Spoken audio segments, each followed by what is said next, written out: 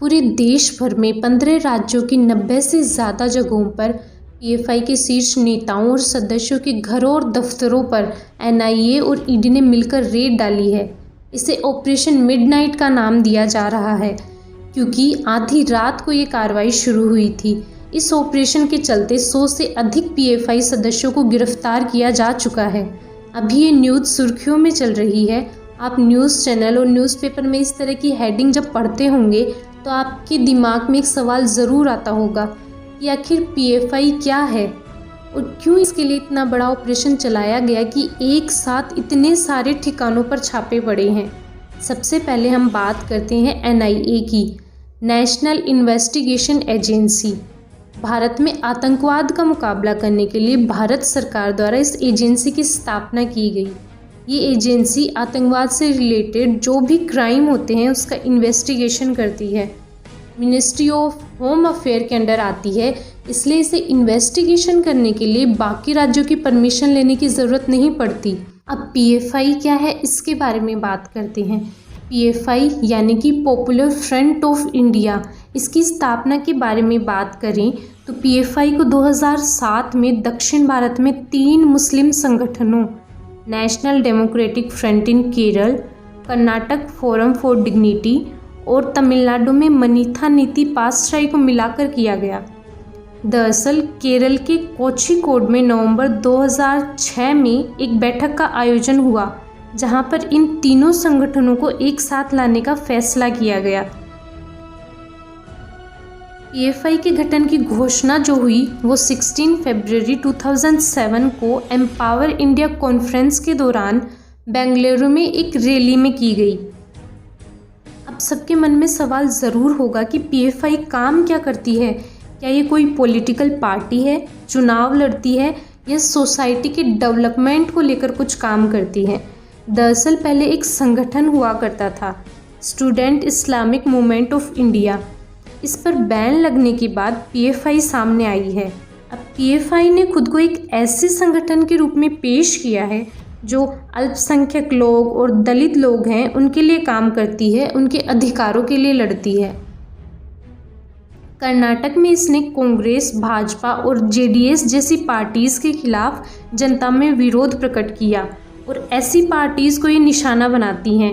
गौर करने वाली बात ये है कि ये जो पार्टीज़ हैं चुनावों के समय मुसलमानों का समर्थन लेने के लिए एक दूसरे पर ही पीएफआई के साथ मिलने का आरोप लगाती हैं। पीएफआई खुद कभी चुनाव नहीं लड़ता। जिस तरह से हिंदू समुदाय के बीच आरएसएस, वीएचपी और हिंदू जागरण वैदिक जैसे समूह काम करते हैं, ठीक उसी तरह से पीएफआई भी मुसलमानों के बीच सामाजिक और धार्मिक इस्लामी काम करती है।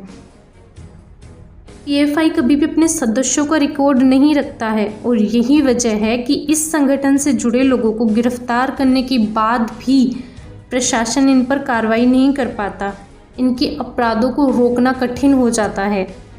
ये नॉन गवर्नमेंटल बॉडी है, फिर भी बाकायदा इसके फ्लैग्स हैं। इसने लोगों को बाकायदा एक यूनिफॉर्म प्रोवाइड की हुई है।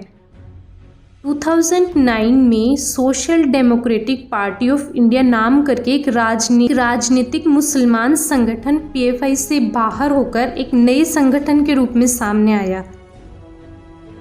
अब एसडीपीआई का कहना है कि उसका मकसद मुसलमानों, दलित, पिछड़े वर्गों और यहाँ तक कि आदिवासियों सहित सभी नागरिकों की उन्नति और विकास का है।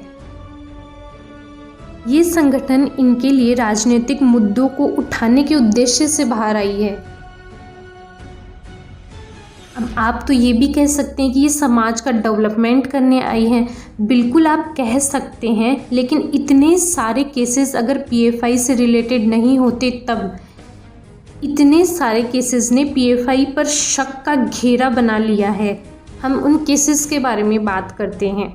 2017 में लव जिहाद का आरोप। 2017 में एक केस हुआ था हादिया का। एनआई ने तब दावा किया था कि पीएफआई ने इस्लाम में धर्म परिवर्तन करने का काम किया है। तो हादिया ने बयान में कहा कि उनके साथ कोई ज़ोर ज़बरदस्ती नहीं की गई। सेकेंड केस हुआ 2019 में श्रीलंका में ईस्टर बम धमाके। एनआई ने मई 2009 में पीएफआई के कई कार्यालयों पर छापे मारे। जांच एजेंसी का मानना है कि ईस्टर बम धमाकों के मास्टरमाइंड के लिंक पीएफआई से जुड़े हैं। इस धमाके में 250 से ज़्यादा लोगों की जान गई। थर्ड केस 2019 मंगलुरु हिंसा। मंगलुरु पुलिस ने दावा किया कि दिसंबर में प्रदर्शनों के दौरान पीएफआई और एसडीपीआई के सदस्यों ने हिंसा भड़काई, जिसमें 2 लोगों की मौत हो गई। तब भी कुल मिलाकर पीएफआई और एसडीपीआई के 21 से ज़्यादा सदस्यों को गिरफ्तार किया गया था। 2020 में दिल्ली दंगा। दिल्ली पुलिस की स्पेशल सेल ने आरोप लगाया कि पीएफआई ने दंगा करने वालों को आर्थिक रूप से सपोर्ट किया है। पुलिस ने दावा किया कि जेएनयू स्कॉलर उमर खालिद लगातार पीएफआई के सदस्यों के साथ टच में था। 2020 में यूपी में हुआ हाथरस दुष्कर्म मामला। 14 सितंबर 2020 को एक दलित पीड़िता के साथ ऊंची जाति के लोगों ने गैंग रेप किया। इसके बाद गंभीर हालत में उसे अस्पताल में भर्ती करवाया गया, जहां इलाज के दौरान उसकी मौत हो गई। इसके बाद पीड़िता के शव को जिला प्रशासन ने आधी रात ही मिट्टी का तेल डालकर जलवा दिया। लड़की के परिजन ने आरोप लगाया था कि उनकी मर्जी के खिलाफ ही अंतिम संस्कार किया गया। इसके बाद देश भर में इसका विरोध हुआ और काफ़ी प्रदर्शन किए गए। यूपी पुलिस ने पीएफआई के खिलाफ देशद्रोह, धार्मिक घृणा को बढ़ावा देना, सांप्रदायिक सद्भावना को ठोस पहुंचाने से लेकर कई अन्य मामलों में कम से कम 19 केस दर्ज किए और कहा गया कि पीएफआई संगठन राष्ट्र विरोधी एजेंडा पर काम करता है। इस मामले में एक रिपोर्टर को गिरफ्तार किया गया, सिद्दीक कप्पन। इस पर आरोप था कि इस मामले की रिपोर्ट के वक्त कानून व्यवस्था बिगाड़ने से लेकर विवादित संगठन पीएफआई से इसका कनेक्शन है। पीएफआई की ओर से इसे वित्तीय सहायता मिलती है और ये अंडर कवर होकर पीएफआई के लिए काम करता है। 2020 में केरल सोना तस्करी मामला। ये मामला राजनयिक माध्यमों से राज्य में सोने की तस्करी से जुड़ा है। 5 जुलाई 2020 को जब सीमा शुल्क ने यूएई वाणिज्य दूतावास के एक पूर्व कर्मचारी को राजनयिक सामान में सोना तस्करी के आरोप में गिरफ्तार किया, सोने की जब्ती एक बड़े राजनीतिक विवाद में बदल गई, जिसने सत्तारूढ़ वाम सरकार की नींव को हिलाकर रख दिया। इसकी जांच के आदेश एनआईए, ईडी और कस्टम विभाग को दिए गए। इनकी रिपोर्ट के अकॉर्डिंग सोने का इस्तेमाल पीएफआई द्वारा राष्ट्र विरोधी आतंकवादी गतिविधियों की फंडिंग के लिए किया जा सकता है। अब इतने सारे केस होने के बाद भी पीएफआई को बैन क्यों नहीं किया गया? इसके पीछे भी रीज़न है। अगर शक की बुनियाद पर पीएफआई को बैन कर दिया गया होता तो इनकी मेन एजेंडा का पता लगाना बहुत मुश्किल होता। ये फिर से किसी नए नाम के साथ अपना संगठन लेकर आ जाते तो बैन करने का कोई फ़ायदा नहीं होता। अभी इनके एजेंडा जो हैं वो भविष्य में गज़वाए हिंद का बताया जा रहा है। गज़वाए हिंद क्या है?